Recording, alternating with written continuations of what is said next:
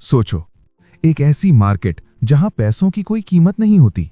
यहां इंसानी जिस्म के टुकड़े बिकते हैं, आंखें, चेहरे, यादें, सब कुछ। जो यहां आता है वो कुछ ना कुछ खोकर ही निकलता है, और जो ज्यादा लालच करे वो जिंदा वापस नहीं जाता। इस कोरियन हॉरर में भूत नहीं, इंसान खुद सौदा करते हैं, और जब आखिरी डील होती है तो कीमत जान नहीं होती, कीमत होती है आपकी रूह। आखिर तक देखना, क्योंकि जो राज खुलता है वो आपको सोने नहीं देगा। दोस्तों, आज हम एक ऐसी कहानी की बात करने वाले हैं जहां इंसान खुद भूतों से सौदे करता है। ये एक कोरियन हॉरर एंथोलॉजी फिल्म है जिसका नाम गौरी अ हॉरर टेल है, जिसे द कर्स्ड भी कहा जाता है। ये फिल्म कई कहानियों में बटी हुई है, लेकिन सबसे जरूरी बात यह है कि हर कहानी एक दूसरे से जुड़ी हुई है। अगर आप एक हिस्सा भी मिस करेंगे तो पूरी फिल्म समझना मुश्किल हो जाएगा। आप देख रहे हैं सिनेमा डिकोड, जहां आपको मिलती है पूरी और साफ कहानी, तो वीडियो को अंत तक देखना जरूरी है। कहानी की शुरुआत एक अजीब और पुराने पेड़ से होती है। इस पेड़ के नीचे एक शमन अजीब सा रिचुअल कर रहा होता है और खून से खेलता दिखता है, जैसे उस पर किसी बुरी ताकत का साया हो। रात के समय एक आदमी जिसका नाम हियोन है उस पेड़ को पानी देने आता है। तभी उसका उंगली कट जाती है और उसका खून पेड़ के तने में चला जाता है। जैसे ही खून अंदर जाता है, पेड़ से अजीब से स्पोर्स निकलते हैं और हियोन के शरीर में घुस जाते हैं। बाद में पता चलता है कि हियोन को किसी ने पैसे देकर पेड़ को पानी देने के लिए भेजा था। अगले दिन हम ली नाम की एक औरत से मिलते हैं जो उस पेड़ के पास बने घर में रहती है। वो अपनी बहन पार्क सू को बताती है कि वो एक राइटिंग कंपटीशन हार गई है।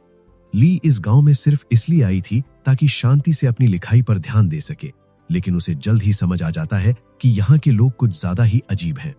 सरकार उस पेड़ को काटकर वहां गोल्फ कोर्स बनाना चाहती है, लेकिन गांव वाले इसके सख्त खिलाफ हैं। ली नोटिस करती है कि पेड़ अब पहले जैसा नहीं रहा और उसके घर में भी पेड़ के स्पोर्स आ जाते हैं जो उसके शरीर में चले जाते हैं।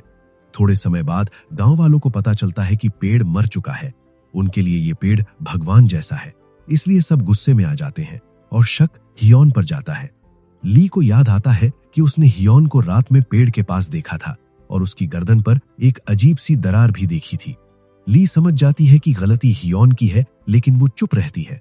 घर आकर वो पेड़ के बारे में रिसर्च करती है और पता चलता है कि 1994 के बाद इस पेड़ पर कभी फूल नहीं खिले।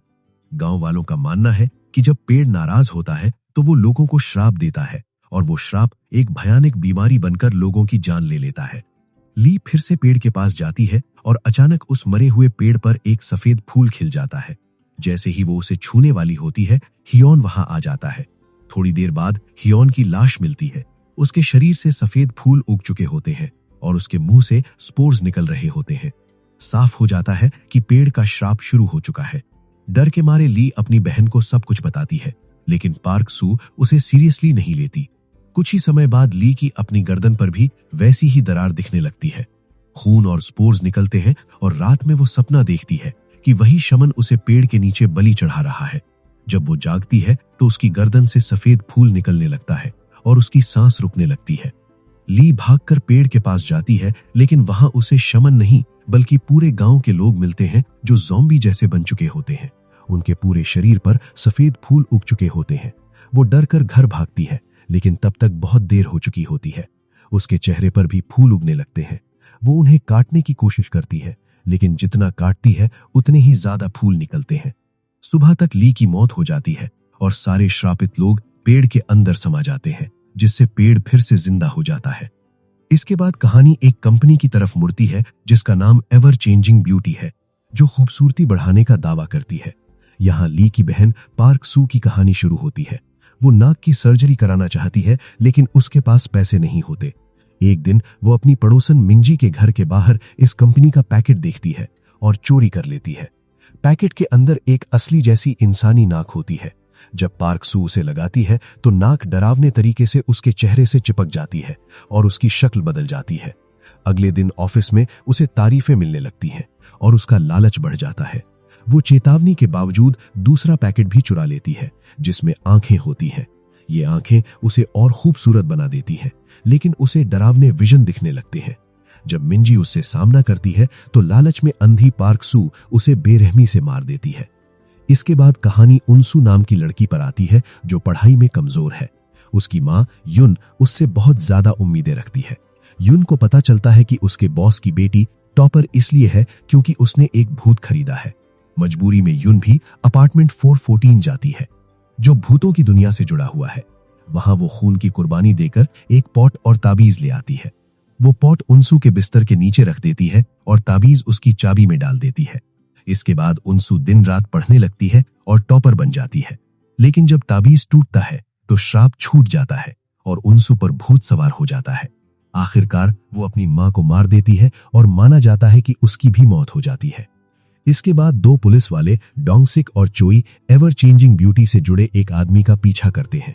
उसके घर में उन्हें इंसानी अंग, सफेद फूल और खौफनाक मशीनें मिलती हैं। बेसमेंट में उन्हें ली की लाश मिलती है, जिसे श्राप फैलाने के लिए इस्तेमाल किया जा रहा था। एक शैतानी आदमी उन पर हमला करता है। चोई की उंगलियां कट जाती हैं और दोनों पर श्राप चढ़ जाता है।